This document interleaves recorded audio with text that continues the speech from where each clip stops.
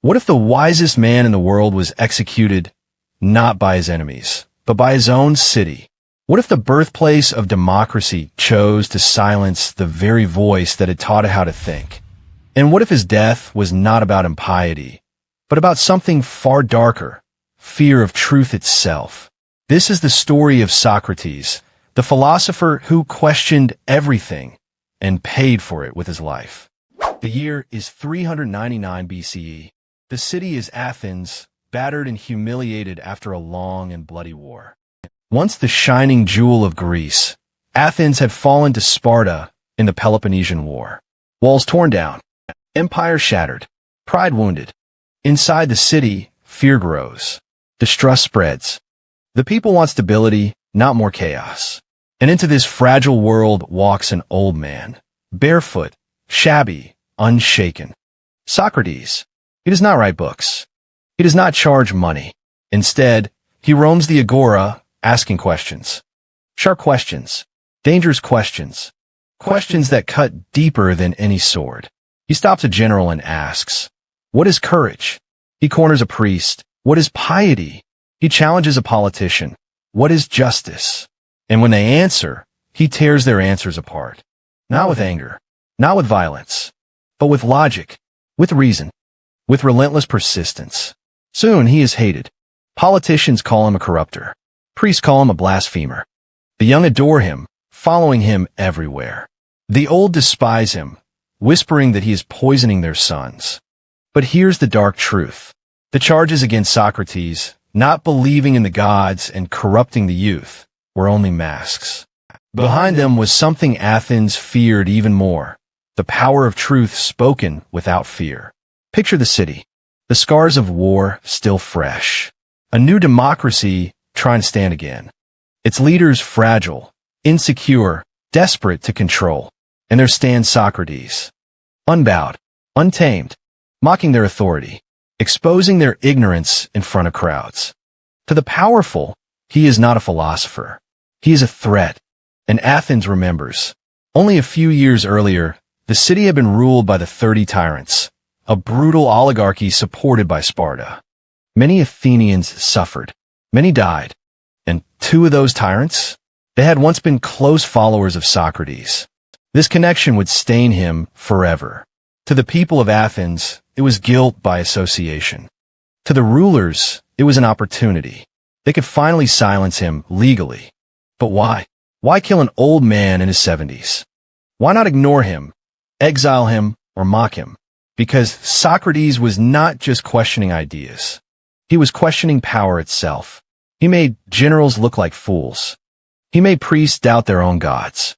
He made politicians look like children. And worst of all, he taught others to do the same. Imagine it. Young men, heirs of Athens, sons of wealthy families, sitting at his feet, not learning poetry, not learning politics, but learning how to destroy an argument, how to challenge authority, learning that those in power were not wise, only pretending. For Athens, already bleeding from war and betrayal, this was too much. A city on edge needed obedience, not questions. So, whispers turned into accusations. Accusations hardened into charges. And charges brought Socrates into court. The crime? Corrupting the youth, denying the gods. But beneath those words lay a deeper truth. Athens was not trying Socrates for religion. It was trying him for being unafraid. The trial begins. 500 jurors. A crowded room. The old philosopher stands calm as ever. No lawyer. No fear. Only his words. And his words cut through the silence. He does not beg for mercy. He does not flatter the jury. Instead, he mocks the charges. He tells them that silencing him will harm Athens more than it harms him. He calls himself a gadfly, sent by the gods to sting the lazy horse of the city into wakefulness. Can you imagine their faces? Politicians humiliated by a man who refuses to bend. Priests outraged as he claims he is on a divine mission. Jurors torn between admiration and fury. And in that tension, the verdict is cast. Guilty. The sentence? Death. But here's the twist. The Athenians gave Socrates a choice. Exile. Silence. a chance to escape death. Yet he refused. Why? Because to him, a life without truth was not life at all. Because running away would mean admitting guilt. Because even in death, he wanted to prove his philosophy true. So he stayed, calm, unshaken. And as the shadows of prison walls closed around him, the city of Athens braced itself. The day was coming when its wisest man would drink the cup of poison. But behind the poison lay something far greater, a hidden truth about fear, power, and the price of wisdom. And that truth was still waiting to be revealed. The courtroom in Athens was not a silent hall of justice. It was a theater. 500 jurors, crowds of citizens pressing in, the air thick with whispers, judgment, expectation. And in the center stood Socrates. Not a general, not a politician, not a priest, just an old man in a plain cloak, barefoot, calm. But make no mistake, in this room, his words were sharper than any soldier's sword. The charges against him sounded simple. He was accused of impiety, not believing in the gods of the city, and of corrupting the youth, leading young Athenians astray with his dangerous questions. But behind these charges were names, powerful names. The men pressing hardest for his death were not strangers. They were Anytus, a politician, fierce defender of democracy; Miletus, a young poet with ambition but little talent; and Lyco, an orator hungry for influence. To them, Socrates was not just a philosopher. He was a rival, a threat, a man who had humiliated them in public debate. And to the city, still trembling after war, he was a scapegoat, someone to blame for the chaos of Athens, someone to sacrifice so the city could feel safe again. The trial begins. The accusers speak first. Miletus, nervous but loud, declares, "Socrates rejects our gods. He introduces new ones. He corrupts our sons. He paints Socrates as a poisoner of minds, a man whose teachings weaken the city, a hidden enemy disguised as a teacher." The crowd murmurs. The jurors nod. The fear is real. Athens had just survived tyranny. The 30 tyrants, those ruthless men who slaughtered citizens and betrayed the city, had once been students in Socrates' circle. Critias, the cruelest of them all, was his follower. And guilt by association is enough. But then Socrates rises. He does not tremble. He does not flatter. He looks at the jurors and begins his defense. His voice is calm, his tone steady. He admits nothing. He apologizes for nothing. Instead, he turns the trial upside down. "Men of Athens," he begins, "you think I am dangerous because I ask questions. But I tell you, there is nothing more dangerous than ignorance." He does not deny the charge of questioning the gods. He admits that he challenges myths. But he insists he believes in a divine voice, a guiding spirit, his daimonion.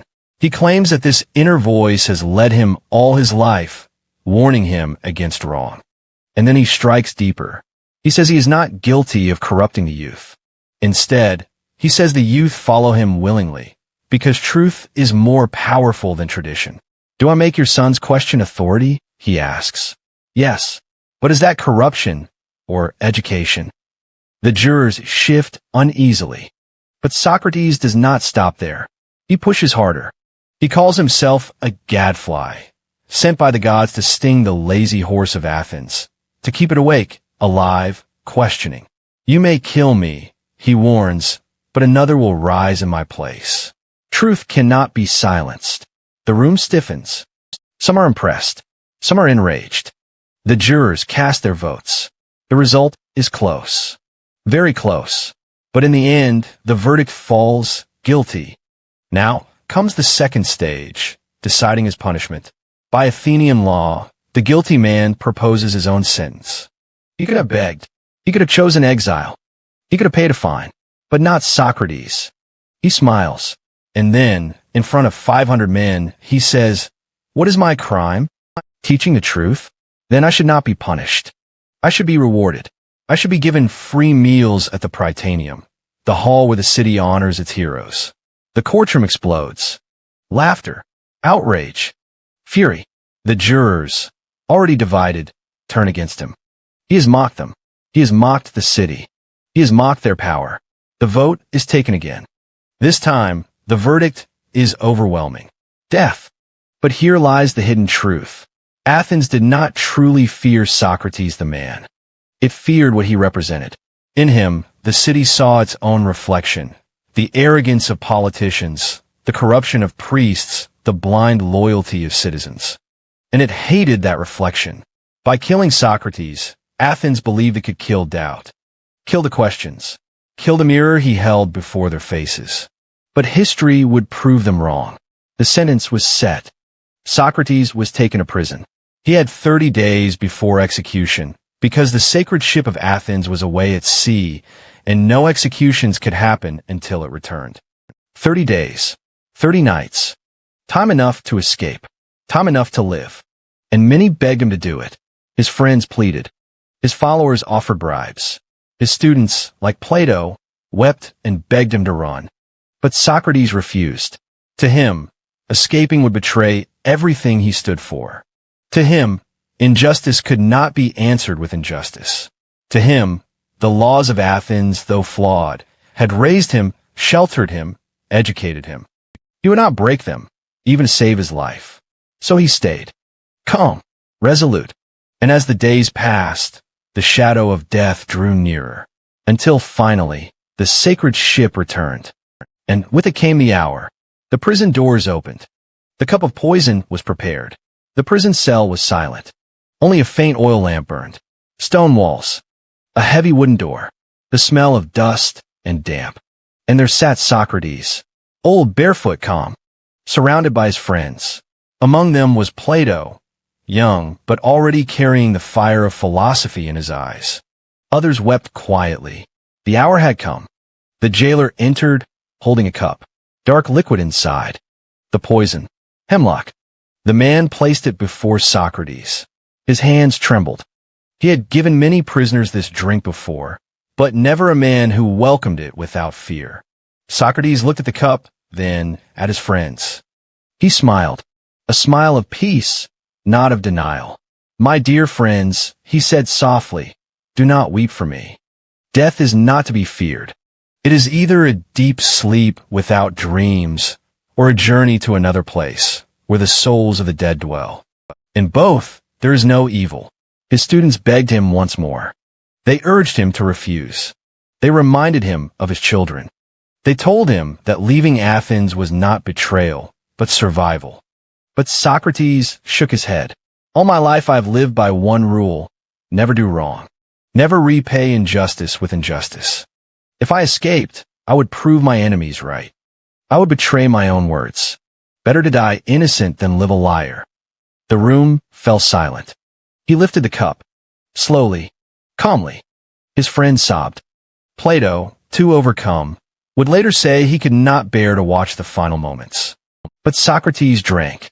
Without hesitation. He drained it all. At first, nothing. Then the poison began its work. His legs grew heavy. His feet cold. The jailer touched him and said, "When the cold reaches your heart, it will be over." Socrates lay back on his bed. He spoke one last request. "Crito, we owe a cock to Asclepius. See that it is paid." Asclepius, the god of healing. Strange words for a dying man. But perhaps Socrates meant that death itself was a kind of healing. The cure for the suffering of life. Moments later, the cold reached his chest. His breath slowed. His voice fell silent. And then, the wisest man in Athens was no more. But his death was not an end. It was the beginning. Plato, heartbroken, carried his teacher's words into the future. He wrote the dialogues, immortalizing Socrates' questions, his wit, his courage. Through Plato, Socrates' voice lived on. And through Plato came Aristotle. And through Aristotle came Alexander the Great. And through Alexander, the world changed forever. All because of one old man who refused to stop asking questions. Yet Athens carried a wound. For years, the city lived in the shadow of guilt. They had killed their wisest citizen. They had silenced the man who tried to awaken them.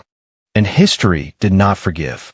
Generations remembered not the names of his accusers, Anytus, Miletus, Lyco, but only the name of the man they condemned, Socrates.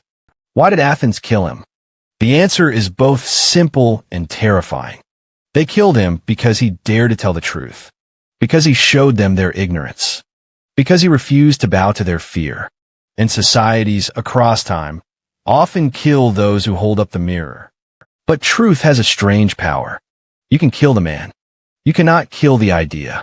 Socrates' body died in that prison, but his questions lived on. Questions about justice, virtue, courage, truth. Questions we still ask today. And in that sense, Socrates never really died. The story of Athens does not end with its walls, its wars, or its democracy. It ends in a prison cell with a simple cup of hemlock. A reminder that wisdom can cost everything, and that the price of truth in any age is often death. But also, that death is never the end of truth. Because as long as one person dares to question, Socrates still lives.